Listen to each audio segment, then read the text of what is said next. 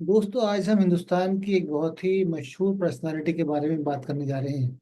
आज हम बात करेंगे मुगल एम्पिरर मोहम्मद शाह रंगीला के बारे में।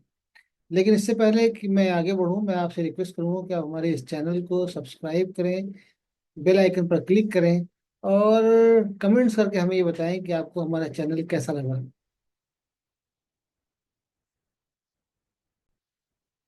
हिंदुस्तान की तारीख में बहुत ही कम रूलर्स ऐसे हुए हैं जिनको कम्युनिटी ने, कॉलोनियल हिस्टोरियंस ने और दूसरों ने इतना रिडिक्यूल किया हो जितना मोहम्मद शाह रंगीला को किया है।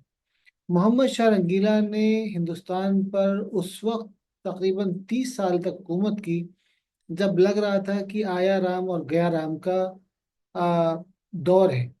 उस वक्त तकरीबन आप देखें, औरंगजेब जो के बाद आ, मोहम्मद शाह रंग मोहम्मद शाह रंगीला तक तकरीबन आप देखें 1707 में औरंगजेब का इंतकाल हुआ और मोहम्मद शाह रंगीला ने 1719 में बादशाह बना। इस दौरान औरंगजेब के बाद तकरीबन 5 बादशाह गुजरे। उसमें सिर्फ एक बहादुर शाह था जिसने, या शाह आलम वन, जिसने इफेक्टिवली हुकूमत की, और उसके बाद मुगल जो है वो कमज़ोर हो गए। और उस वक्त वहाँ पर दरबारियों का, ख़ास तौर पर सैयद ब्रदर्स का, जो बारह के थे, उनका तकरीबन कंप्लीट कंट्रोल हो गया।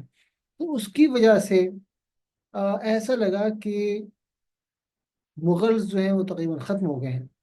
लेकिन फिर सैयद ब्रदर्स ने जो है, वो शाहजहां टू, जिसने मुश्किल से 3.5 महीने हुकूमत की, उसको डिपोज कर दिया और एक 18 साल के बच्चे को, लड़के को, मोहम्मद शाह इसका नाम था, उसको तख्त नशीन किया।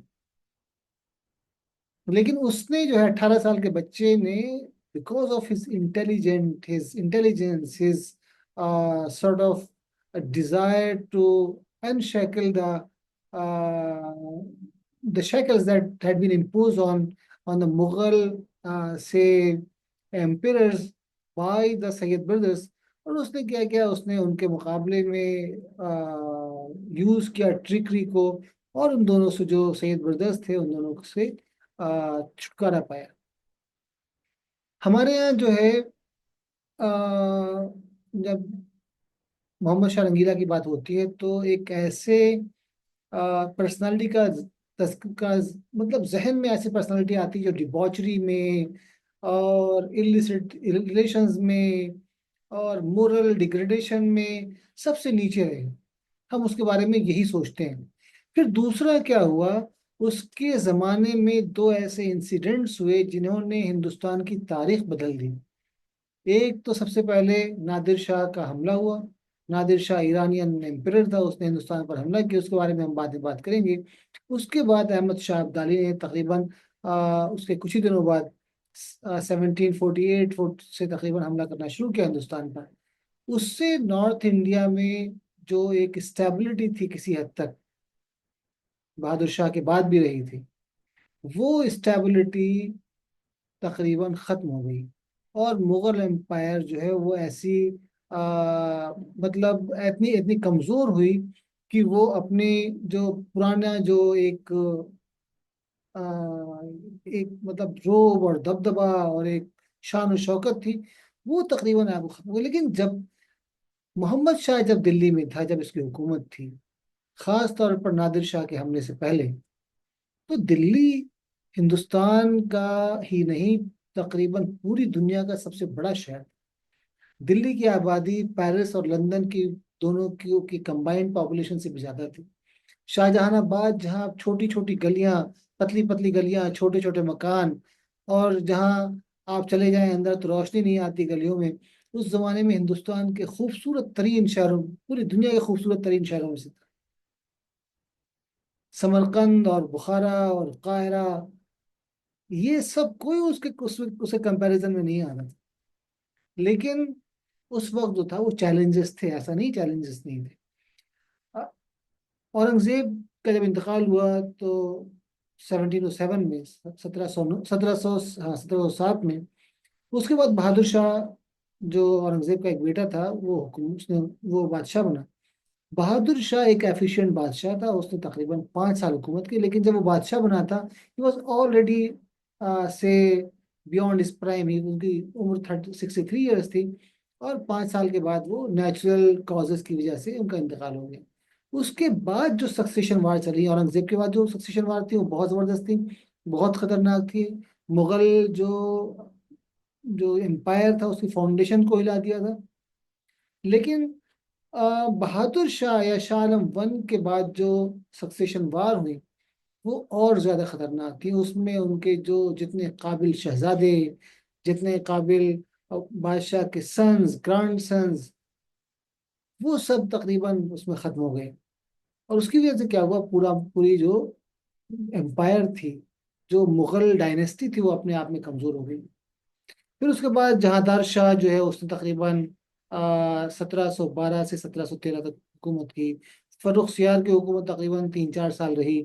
फिर रफ़ीउद दरजात जो है वो 3 महीने वो खुद बादशाह रहा, तकरीबन 90 दिन बादशाह रहा। फिर उसके बाद शाहजहां टू जो है वो आ, सिर्फ 3 महीने, 3.5 महीने वो बादशाह रहा। शाहजहां टू के मुकाबले में शाहजहां जो था, जिसको औरंगजेब ने डिपोज किया था, जिसने ताजमहल बनाया, उसने हिंदुस्तान पर 30 साल हुकूमत की। उससे पहले जहांगीर ने हिंदुस्तान पर 21 साल हुकूमत की। उसका फादर जो था Akbar, the greatest of Mughal emperors, उसने 50 साल, 49 साल 8 महीने हुकूमत की। और औरंगजेब शाहजहां के बेटे ने तकरीबन 49 ईयर्स तक हुकूमत की। और ये जो फर्स्ट 6 एम्परर्स थे मुगल एम्पायर के, इनके ज़माने में मुल्क की शान शौकत ही अजीब थी, खास तौर पर पहले 5। औरंगजेब के ज़माने में मुल्क जो था, इसकी कैपिटल जो थी वो तकरीबन ऑर्फन हो चुकी थी, क्योंकि यहाँ पे बादशाह 25 साल तक नहीं था। और 25 साल तक कोई बादशाह अपने कैपिटल में नहीं आए तो वो अपने आप में तकरीबन एक कलंकर टाइप का एक वो बन जाता है। तो लेकिन औरंगजेब के बाद ऐसा नहीं खत्म हो गया। बहादुर शाह उसने बहुत ही दूरंदेशी के साथ हुकूमत की, और उसको जो औरंगजेब के ज़माने में जो नॉर्थ इंडिया में मुगलों की गिरफ्त कमज़ोर हो गई थी, उसको दोबारा मजबूत किया। लेकिन फिर आपस में जो इनकी जो सक्सेशन वार होती रही, और फिर जो खास तौर पर सैयद ब्रदर्स जो थे, दो मशहूर जो मुगल जनरल्स थे, जब उनका दबदबा हो गया तो उसके बाद जो है वो मुगल प्रिंसेस की, मुगल जो खानदान था उसकी उसका इक़्तिदार कमजोर हो गया। हमारे यहाँ क्या है, हम लोग जब बात करते हैं तो हम खास तौर पर मुस्लिम जो प्यूरिटन्स हैं, और खास कॉलोनियल जो हिस्टोरियंस हैं, कॉलोनियल हिस्टोरियंस ने क्या किया कि हमारे बड़े बड़े जो पर्सनैलिटीज थे, उनका नाम जो है वो डिबोने की कोशिश की, ऐसा करते हैं ताकि हमारे पास कोई रोल मॉडल्स ना रह जाए। मैं ऐसा नहीं कहता कि Mohammad Shah was one of the greatest Mughal emperors, but he was not the worst of all. जो उस जमाने में जो मुगलों की जो हालत थी, जो सल्तनत का जवाल था, हर सल्तनत का जवाल होता है। अगर आप जो है सिर्फ एक उसमें रहें, क्या नाम है, एक ख्वाब की दुनिया में रहे, तो आपको लगेगा नहीं कुछ नहीं होता। हर सल्तनत का, बड़ी से बड़ी सल्तनत का जवाल होता है, बड़े से बड़ा बादशाह नीचे जाता है। मतलब वो he dies, he loses his empire. बहुत सारों को देखा है आपने। तो ऐसा नहीं है कि मोहम्मद शाह रंगीला पहला था। उसने क्या किया, उसने एक स्टेबिलिटी थी जहां पर 5-5 6-6 साल, 6-6 महीने में बादशाहों को डिपोज कर रहे थे उनके वजीर। उसने उन वजीरों को कंट्रोल किया, अपने जो जनरल्स थे उनको यूज किया, और एक तरह दोबारा उसने रिसरेक्ट किया जो मुगल खानदान था, जो मुगल फैमिली थी, उसको दोबारा उसने इस्टेब्लिश किया। ये अपने आप में एक बड़ी कामयाबी है। दूसरी बड़ी कामयाबी उसकी ये है कि एक तो दिल्ली की जो खूबसूरती थी, अपने आप में बहुत जबरदस्त चीज है दिल्ली। वो एक दिल्ली जो एक शहर था आलम में, क्या है, इम्तियाज। बाद में मीर तकी मीर ने लखनऊ में कहा था, दिल्ली जो एक शहर है आलम में इम्तियाज, हम रहने वाले हैं उसी उजड़े दयार के। उस जमाने में उजड़ गया था वो, यानी नादिर शाह के सैक के बाद। लेकिन उस वक्त तक वो जबरदस्त था। और दिल्ली की जो शान शौकत थी, दिल्ली के बादशाह यानी मुगल बादशाह की जो हैबत थी, वो अपनी जगह थी। नादिर शाह एक मोर अकम्पलिश बादशाह था। वो आया, उसने हिंदुस्तान पर अपनी ताकत के जोर से कब्जा किया, दिल्ली पर, दिल्ली को सैक किया। हर बादशाह को गुजरना पड़ता है, हर एम्पायर को गुजरना पड़ता है। ऐसा नहीं कि पहली बार ऐसा हुआ। लेकिन आप उसको, उसकी पर्सनैलिटी को तकरीबन डिस्ट्रॉय कर दें, ये गलत बात है। आप देखें William Dalrymple, I love William Dalrymple, लेकिन विलियम डालरिम्पल ने जो है बहादुर शाह के बारे में क्या लिखा, तो मोहम्मद शाह के बारे में क्या लिखा?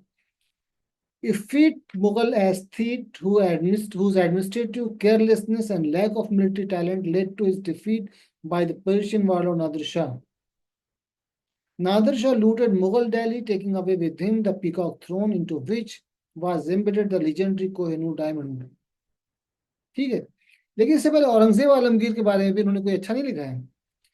औरंगजेब के बारे में ये लिखते हैं अपने अनारकी, उनकी बहुत मशहूर किताब है विलियम डालर पर, उसमें लिखता है charmless and puritanical Mughal emperor whose overly ambitious conquest of the Deccan first brought Mughal dominion to their widest extent, then led to their eventual collapse. His alienation of the empire's Hindu population and especially the Rajput allies by his religious bigotry accelerated the collapse of the empire after his death. अब उसके बाद आप दूसरों के बारे में बात करेंगे तो उनके बारे में तकरीबन सेम लैंग्वेज इस्तेमाल की है। तो फिर उसने जो है इसी में नारकी में उसने जो है वो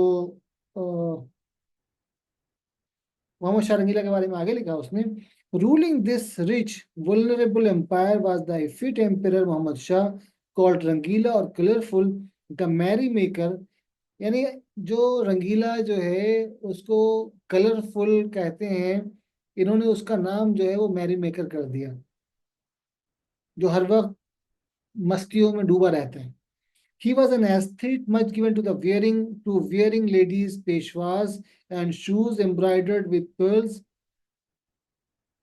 He was also a discerning pattern of music and painting.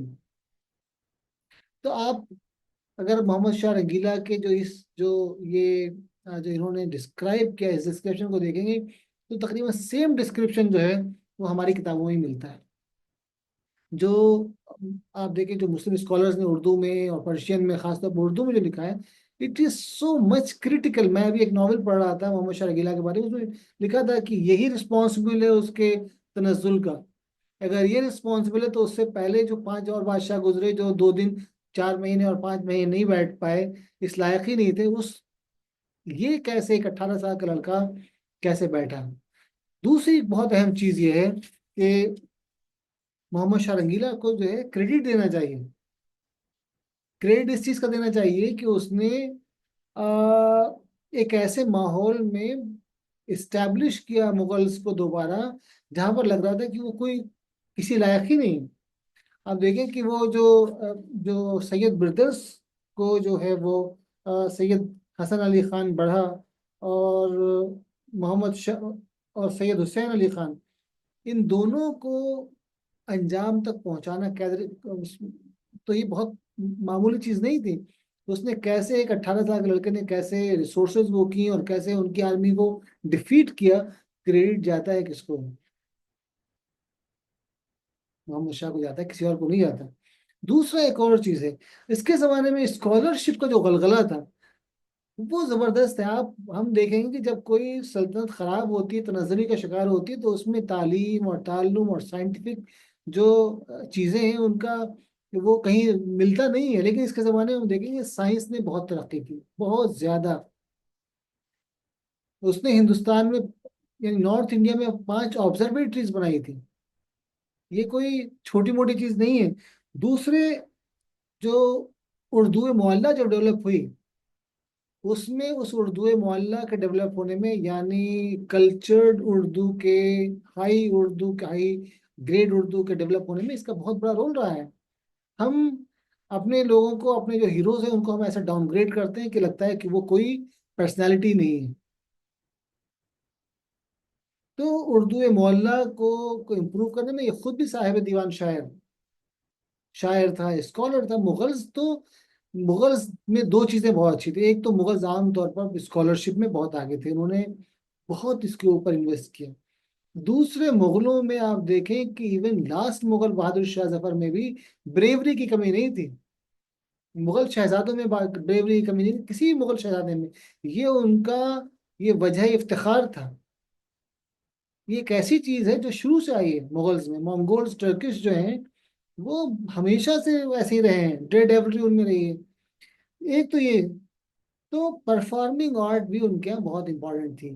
Art, architecture, schools उसने जो खोले हैं, बहुत सारे मकातिब खोले हैं। शरफुद्दीन का जो मदरसा था और मस्जिद है, वो किसके ज़माने में खुले हैं, बहुत मशहूर थी एक ज़माने में। उसी में बैठ के नादिर शाह ने जो है वो जो शरफुद्दीन ने कॉलेज जो बनाया था दिल्ली में, उसी में उसी कॉलेज में बैठ कर नादिर शाह ने दिल्ली में कत्लेआम का हुक्म दिया था, किसी और में नहीं। दूसरा एक और बहुत अहम काम जो है, जिसका क्रेडिट कोई नहीं देता इनको, वो जो है इन्होंने दिल्ली में, जयपुर में, उज्जैन, मथुरा और बनारस में 5 ऑब्जर्वेटरीज बनाई। और उन्होंने राजा जो सवाई जय सिंह, राजा ऑफ अम्बेर को हुक्म दिया था कि वो बनाए। और जंतर मंतर जो दिल्ली में है, कोई नहीं जानता कि जंतर मंतर को बनाने वाला कौन है। मोहम्मद शाह है। मोहम्मद शाह रंगीला ने ऑर्डर दिया था। जो है वो उस वक्त जो है अपने एक राजा को, सवाई राजा को, जो उसके एम्प्लॉयमेंट में था, उसने ऑर्डर दिया, उसको जमीन दी, रिसोर्सेज मुहैया कराई। और मतलब ये कि जो खुद जो उसका जंतर मंतर का से जो उन लोगों ने एक जायचा एस्ट्रोनॉमिकल टेबल बनाई, जिसको जायचे मोहम्मद शाह के नाम से जाना जाता है। और बिल्कुल एक्यूरेट थी वो जो टेबल जो थी। तो इसका एक जो है द मुगल डायनेस्टी, इसमें प्रमोशन ऑफ लर्निंग के नाम से एक किताब है, मशहूर किताब है। उसमें जो है वो लिखता है उसका ऑथर कि